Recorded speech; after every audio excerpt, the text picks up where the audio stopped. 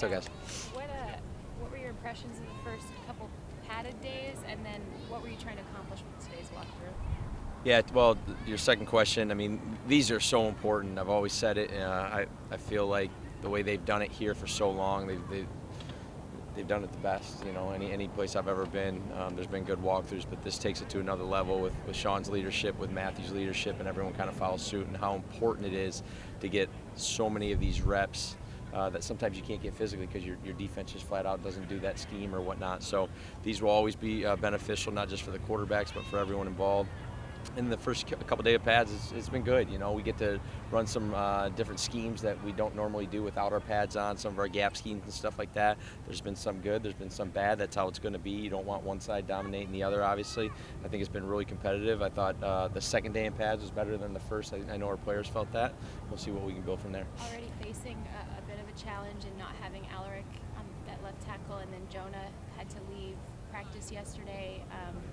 What do you make of sort of the guys who stepped in their place, and I guess are you expecting those guys back in practice? Yeah, I mean, next man up, right? I mean, that's what this game is, and there's going to be guys going down for, sometimes a day, sometimes an extended period of time. So, I think the guys that stepped in, I thought they got better as the practice went on, as we got to that second day, getting used to the speed of going against the number ones.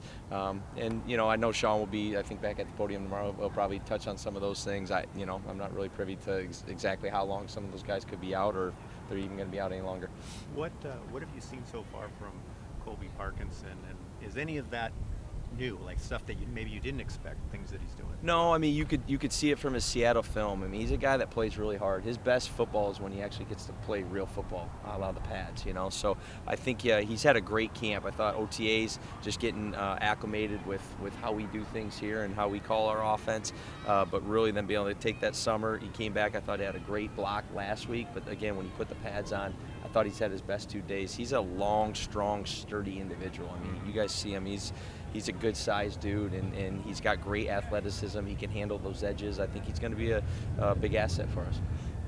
I've seen you on the sideline during some of the team drills, looking back at those big video boards immediately after the play that happens. What's the benefit to being able to look back and see that immediately? Real time. You take pride in being able to obviously see it in real time, and so that you can go coach these guys. But whatever you miss, I mean, there's 22 guys out there. I'm not going to act like I can see everything at all times. Sometimes I'm focusing on one or two things. So to be able to get that and then really get that video, that picture, that play in your head, so you can go coach whoever you got to coach, because again, I mean, it's one thing to go in a meeting room, but I mean, even coaches after 10, 15 minutes sitting there, if you're in the back of the room, not the one coaching, I mean, those can be long days, So those players, you don't know exactly what they're always hearing at that moment, but if you can do it on the sideline right in real time, I think that's big. Did you have that in your previous stops? Have you guys had I wish we boards? wouldn't be talking about these because that's a competitive advantage, but no, I'm kidding. Raheem I know. Reporters No, more teams. I'm totally joking, Sarah. More teams are knowing about this and doing it around the league right now, from what I've been told. So no, I've never had this. We've had tablets and stuff like that, but that's a whole different deal right there. What does DeMarcus Robinson bring to this team? Energy. I mean, he's, a lot of guys have great energy. His is so authentic, his vibe. Obviously, from a physical standpoint, he's got a unique, separation ability to him. Receivers, they separate in all shapes and sizes. He's got good length and all that, but he's got a wiggle to him that it's a tough cover. So now that he's gotten more and more comfortable in the system, being here for over a year now, getting more comfortable with Matthew has been big for him. One of the things that he talked about a little bit last year was how he really has a feel for when a quarterback works out of structure or goes on the move. Obviously, Matthew is not necessarily going to be doing that. Matthew's nimble. Matthew's nimble. But how does a receiver develop feel like that? Is it something you just have?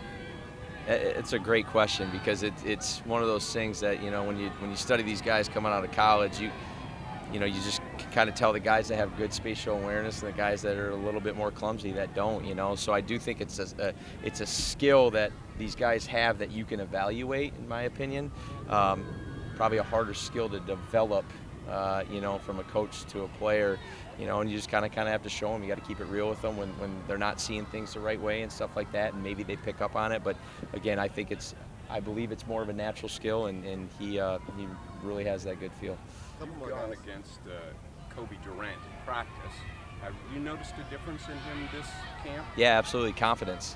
His confidence looks like it's through the roof, and in a good way too. Not just it's real. He's gotten better. The coaches on that side have done a great job. Moving around and getting him to feel that way. He just, I told him this other day, he just, like when he gets up on Cooper or these receivers, you can just see he's got good balance at the line of scrimmage. He's using his hands at the right time. And again, he's going into his, third year now. I mean, that's kind of sometimes when you see the turn, So I think he's had a really good block, a good second block, and we'll see if he can keep building on it.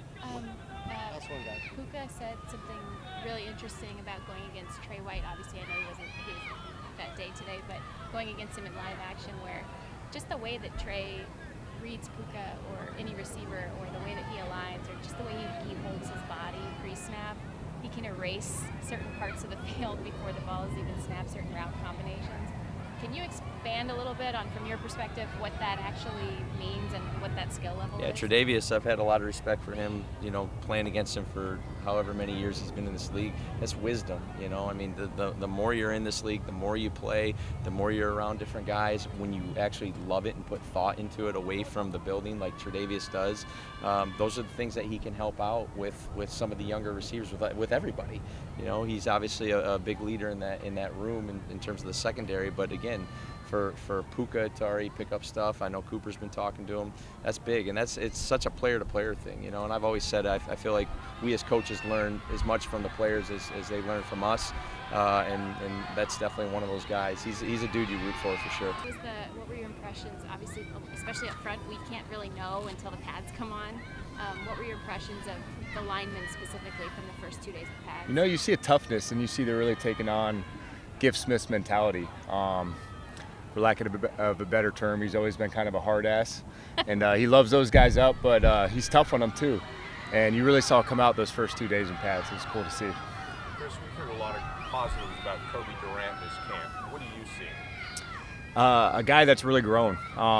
He's kind of playing a lot more outside now, where his first year I was actually the DB's coach, and he was playing more inside all the time.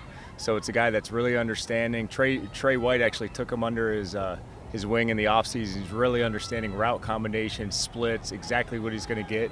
And a guy that's just been playing consistent, and he really has all offseason. How about, you had mentioned, waiting until the pads come on. In terms of Jared Verse and Braden Fisk, what have you seen from them individually and as a combination? Exactly what we saw at Florida State. Guys that play really hard, explosive guys. Fisk is a disruptive guy that has a really good gets off the ball, plays really tough. And same thing with Verse. Really good matchup on the tight end, really good versus the run and the pass, both of them. And, we like what we see so far. How is that for you as a coordinator, getting players that were teammates in college that, they already know each other, they already know how to communicate? What does it do for you? I mean, I guess it's just a bonus. I don't know if can say I've had that before in anywhere I've ever been, especially two guys, that close and, that similar position. So it's definitely something, when you see them rushing together on the same side, there's definitely familiarity for them. At this camp, guys are staying in dorms, and a lot of guys are talking about bonding.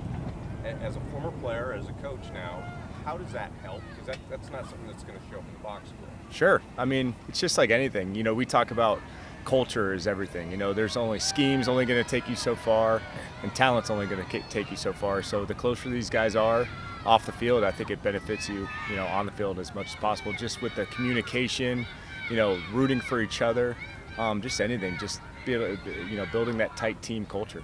Chris, if you can harken back to when you were a first-year position coach in the NFL, and then taking that step, a lot like players do, from year one to year two, what was the biggest thing that you can remember learning at that time? And in terms of Joe Caniglio taking at the step year one to year two, has he done that? Has he shown? Oh, he's definitely done that. And the thing I love about Joe, I mean, he's been one of my best friends for 15, 20 years now, and he's always evolving. So it's like your first year he comes in, he's coaching exactly what he knows, and then now we bring in a guy like Gift Smith, who can kind of mentor him, and he's learned a lot from him, and not completely change his personality, but mold it to what he truly believes in. So, And I would think, I think as coaches, just like players, you got to evolve, and you got to always learn. You got to get better, and that's exactly what he's done. Raheem was telling reporters in Atlanta that he loves having those big, giant video boards on the practice field. How does that help you first on the practice field, but then even when you're looking at film later? Yeah, it's immediate feedback. So there's a lot of things, that we're not really sure, especially from our vantage point, exactly where something hit, where you just turn around and look at the board and you can kind of see exactly what happened, and you give the players immediate feedback. It's really beneficial in the season when you have a break, offense goes and then defense goes, and you have a little bit more time to kind of talk to the guys. Right now, for us, we're kind of rolling on to the next play a lot of the time, so it's kind of harder to use those things right now. You know the McVay offense really well. Been around for a long time. Is he still able to surprise you? Just like I talked about Joe, Sean's always evolving. So he's always going to have something up his sleeve, and he knows our defense just as good as anybody. So he definitely knows some of the issues.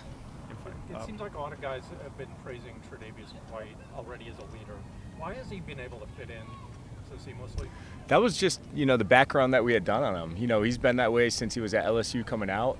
Les and his staff had remembered him like that. And then we have a bunch of familiar people with the Bills, guys that, that played for us, Taylor Rapp, Leonard Floyd, Von Miller. He was close with all those guys. They had nothing but great things to say about him.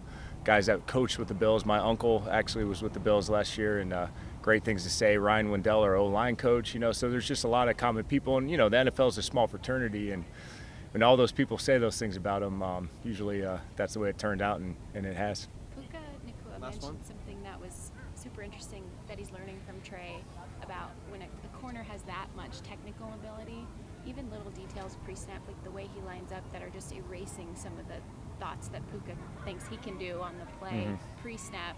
Can you expand a little bit on what type of ability that takes from a corner and how that corner sees all of those different combinations? Yeah, sure. Like scheme-wise, corner's pretty easy, but the best corners, if you're trying to cover every single route on every play, it's going to be pretty tough, obviously, with how talented these receivers are. So the faster you can eliminate routes based on formation, based off splits, it allows them to play faster. And it really takes a guy that can process like that to be able to do it. And that's why Trey White's a special player. Awesome. Thanks, guys. Appreciate it.